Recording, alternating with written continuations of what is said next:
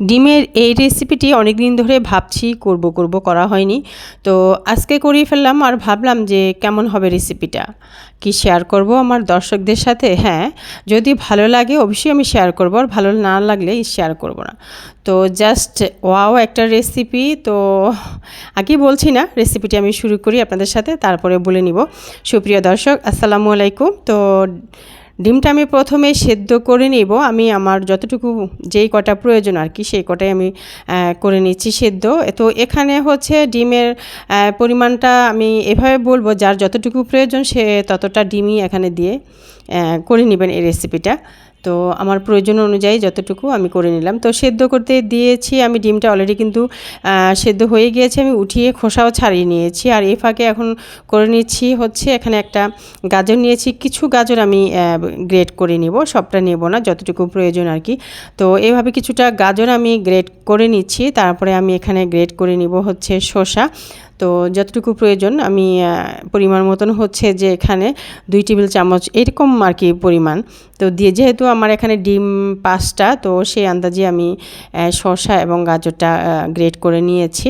তো এখানে আরও উপকরণ আছে, এই যে এখানে আমি নিয়েছি ধনিয়া পাতা, তারপরে নিয়েছি হচ্ছে পেঁয়াজ কুচি, নিয়েছি কাঁচামরিচ কুচি, নিয়েছি হচ্ছে চিলি ফ্লেক্স, যে আমি খুব মিহি করেই চিলি ফ্লেক্সটা করেছি। তো দুইটা এই যে এখানে উপকরণ অবশিষ্ট, যেটা হচ্ছে গাজর এবং শসা, সেটাও সাথে অ্যাড করে নিলাম। আর এই যে ডিম সিদ্ধ করে খোসা ছাড়িয়ে আমি আর আলাদা একটা পাত্রে রেখেছিলাম আর কি। তো এখন আমি কিছুটা ঝাল কিন্তু উঠিয়ে রেখে দিচ্ছি, যেহেতু এটা আমার বাচ্চাও খাবে এই রেসিপিটা। সো এখানে আমি খুবই সামান্য ঝাল দেওয়ার চেষ্টা করছি, আর আপনারা আপনাদের টেস্ট অনুযায়ী এখানে ঝাল দিয়ে নেবেন। দিয়ে দিলাম আমি গোলমরিচের গুঁড়া 1/2 চা চামচের মতো, আর এখানে দিয়ে দিলাম উঁচু করে 1 চা চামচ কাসুন্দি, সরিষার কাসুন্দি দিয়ে দিলাম 1 চা চামচ, টমেটো সস, এবং চাইলে কিন্তু এখানে আপনারা সাদা লবণটা বিট লবণটা মিক্স করেও দিতে পারেন একসাথে। তো আমি শুধু বিট লবণটাই এখানে ব্যবহার করছি। তো এখন সব উপকরণগুলো একসাথে ভালো করে চটকিয়ে মেখে নিব আর কি। তো এখানে এভাবে যেমনটা দেখতে পাচ্ছেন, হাত দিয়ে এভাবে মেখে নিতে হবে। সুপ্রিয় দর্শক, রেসিপিটা ভালো লাগলে অবশ্যই লাইক দিয়ে ভিডিওটা দেখে নেবেন, এবং আপনি আমার চ্যানেলে নতুন হয়ে থাকলে সাবস্ক্রাইব করে পাশেই থাকবেন। আর এখন দিয়ে দিচ্ছি একটা তেঁতুলের চাটনি প্যাকেট নিয়ে এসেছিলাম, তো সেটা আমি দিয়ে দিচ্ছি। তেঁতুলের চাটনিটা দিলে এখানে আসলে এটা খেতে খুবই দুর্দান্ত লাগে। আমি রেসিপিটা করার আগে ভাবছিলাম যে আসলে ভাইরাল এই রেসিপিটা মোটামুটি বাংলাদেশের সবাই করে ফেলেছে, শুধু আমিই ছাড়া।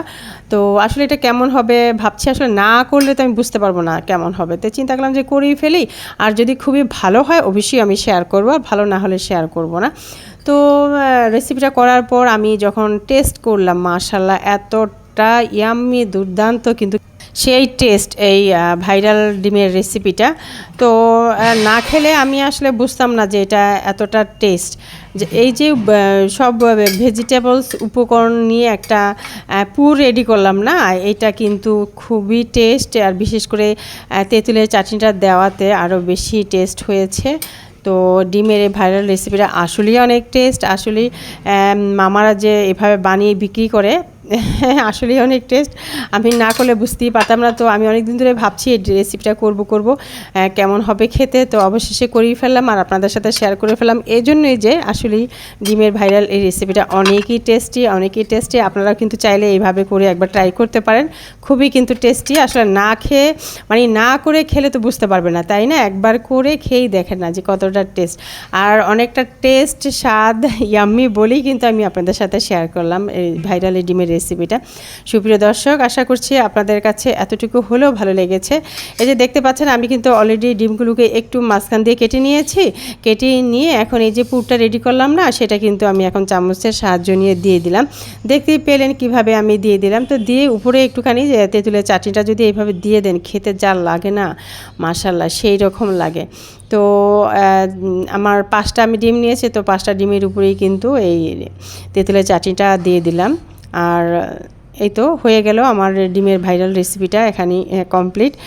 সুপ্রিয় দর্শক, আশা করছি আজকের রেসিপিটা ভালো লেগেছে। অবশ্যই ভালো লাগলে লাইক দিয়ে ভিডিওটা দেখে নেবেন আর আমার চ্যানেলের সাথেই থাকবেন সাবস্ক্রাইব করে অল বাটনে ক্লিক করে।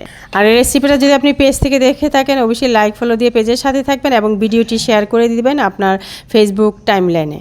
ভালো থাকবেন সবাই, পরবর্তী রেসিপিতে ইনশাল্লাহ কথা হবে। ততক্ষণ পর্যন্ত সবাই ভালো থাকবেন, সুস্থ থাকবেন। আল্লাহ হাফেজ।